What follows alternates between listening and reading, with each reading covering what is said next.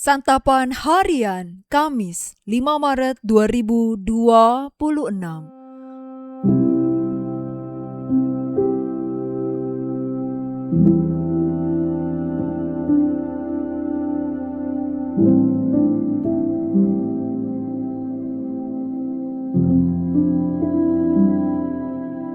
Inilah program Santapan Harian, sebuah program yang mengajak Anda menelusuri isi Alkitab, agar Anda menemukan makna firman Tuhan sesuai dengan konteksnya. Santapan Harian tertuju bagi Anda yang ingin memiliki kehidupan rohani yang segar, kuat, dan sigap.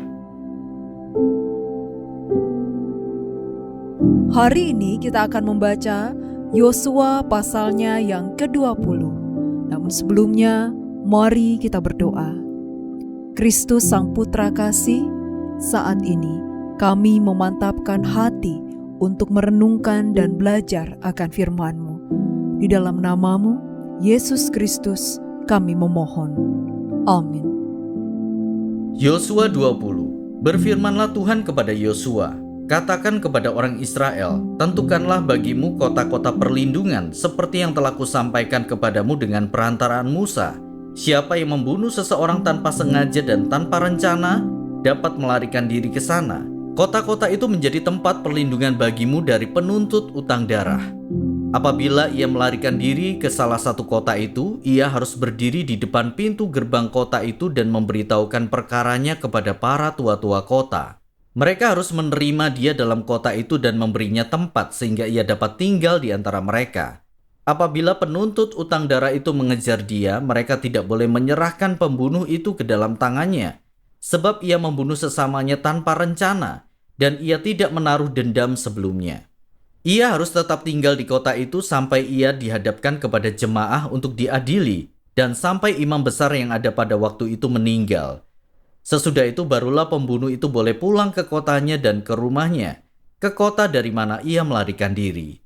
Untuk itu orang Israel mengkhususkan kota Kedes di Galilea, di pegunungan Naftali, dan Sikem di pegunungan Efraim, serta Kiryat Arba yaitu Hebron di pegunungan Yehuda. Selain itu di seberang sungai Yordan di sebelah timur Yeriko, mereka menentukan Beser di padang gurun, di dataran tinggi dari suku Ruben, dan Ramot di Gilead dari suku Gad, dan Golan di Basan dari suku Manasye. Itulah kota-kota yang ditetapkan bagi semua orang Israel dan para pendatang yang ada di antara mereka, supaya setiap orang yang membunuh seseorang dengan tidak sengaja dapat melarikan diri ke sana dan tidak dibunuh oleh tangan penuntut utang darah sebelum ia dihadapkan kepada jemaah.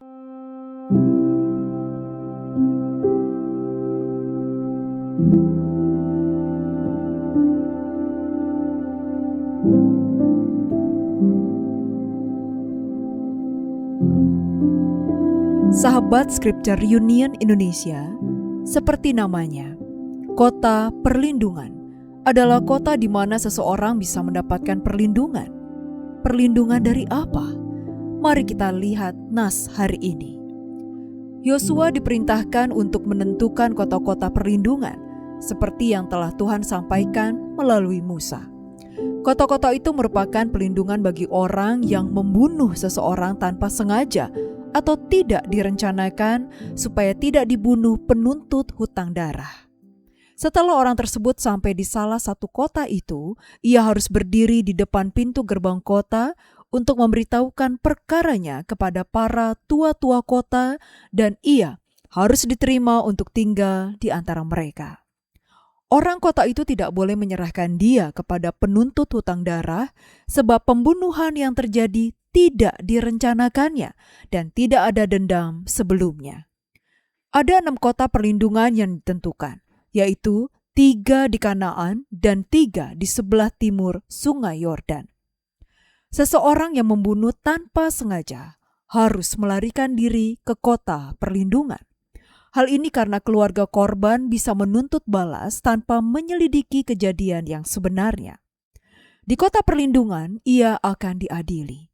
Jika terbukti tidak disengaja, ia tidak diserahkan kepada penuntut darah dan harus tetap tinggal di kota perlindungan sampai imam besar meninggal. Darah orang yang terbunuh mencemarkan tanah atau negeri yang dikuduskan bagi Allah, dan tidak ada pendamaian yang dapat dilakukan bagi tanah itu. Karena itu, darah orang yang sengaja membunuh harus dicurahkan untuk menjadikan tanah tersebut tahir. Apabila pembunuhan terjadi tanpa sengaja, pelaku tidak dihukum mati, tetapi tanah tetap tercemar oleh darah yang tertumpah. Kematian imam besar membawa penyucian bagi tanah itu. Oleh karena itu, orang yang sebelumnya berlindung boleh kembali ke kota asalnya.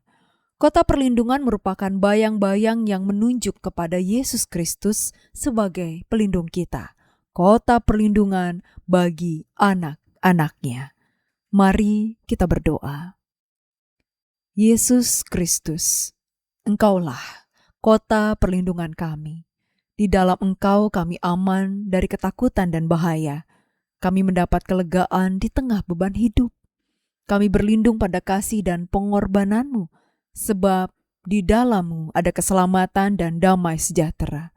Dalam dekapan lembut kasih-Mu Yesus, kami berteduh. Amin.